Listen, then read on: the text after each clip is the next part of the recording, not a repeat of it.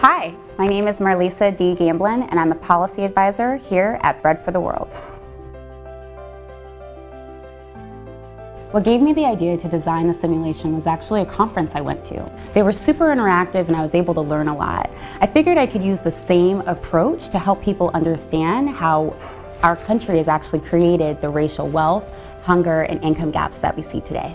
I really get inspired every time I do the simulation because it has a way of igniting something in people. People learn, they're challenged, and they're actually invited in to work together to end racial inequality. At Bread, we truly believe that ending hunger and poverty in the U.S. is possible. But it first requires understanding how racial inequality has actually widened hunger levels for communities of color. And that's just what the simulation helps people do. This video will help you learn how to facilitate both the simulation and the discussion. Click the link below to see the full version of the facilitator's guide. Why this simulation? There are many ways to discuss race.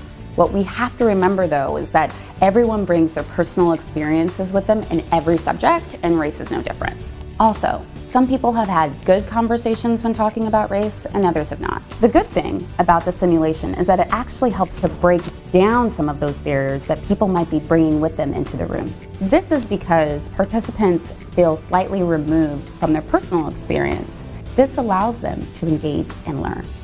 Since it focuses on federal policies, participants understand the importance of changing policy to eliminate structural barriers. This, in turn, will reduce inequality, empower families, and decrease hunger. Where can this tool be used? The beautiful thing about this simulation is that it's versatile and can be used pretty much anywhere. It has been used at food banks, churches, Bible studies, schools, among nonprofit staff, and at other gatherings. We recommend the facilitator or co-facilitator be part of the group or have a prior relationship with the group so there's some level of trust there and participants are more open to learn. How was it designed? All 13 policies were selected intentionally.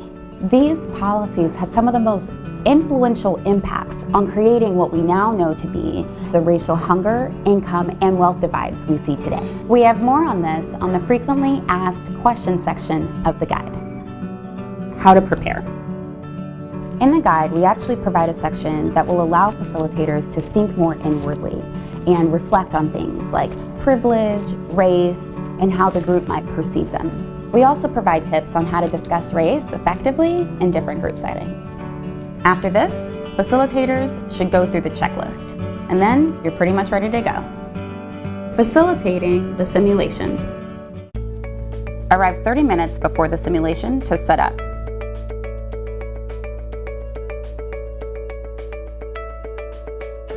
This process is much easier if each set is in its own folder.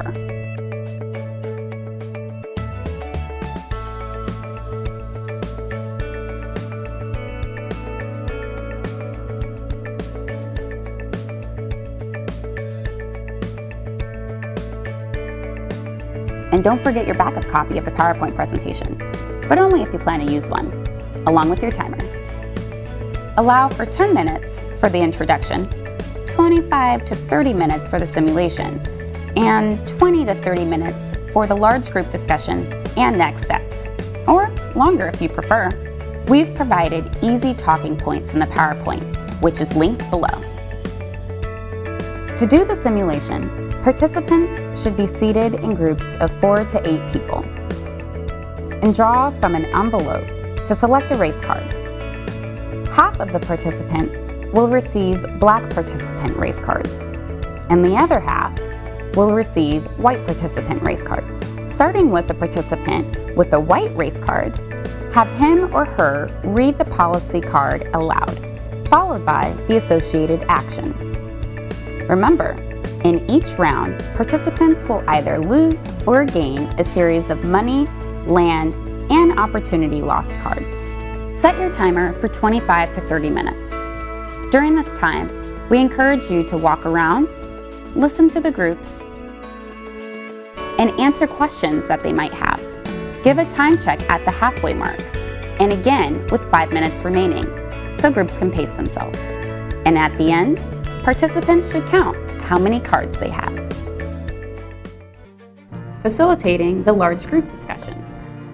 You want to remember to start the group discussion with our standard question. How many money cards did everyone end up with? So how many money cards did you all end up with? How many money cards did everyone end up with? People with white participant race cards should have 13 money cards. 13? While And the you're other half white of participant? participants with black about the race black cards participants? should have 1 money card, One money card? and the other half should have 0. No money cards. None. Did anyone else end up with none? And your participant was a black participant. All right, so if you were a black participant, This you ended symbolizes up the with actual 0. wealth disparities in US dollars among the average white and black households and the disparity among our lowest income earners. After, we provided a ton of questions for you to select from that you can discuss with the group. And don't forget, we have policy packets to give the participants after the discussion.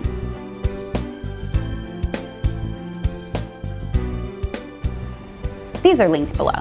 Also, guess what? We've provided a biblical activity sheet for those of you who decide to do this at your church or Bible study.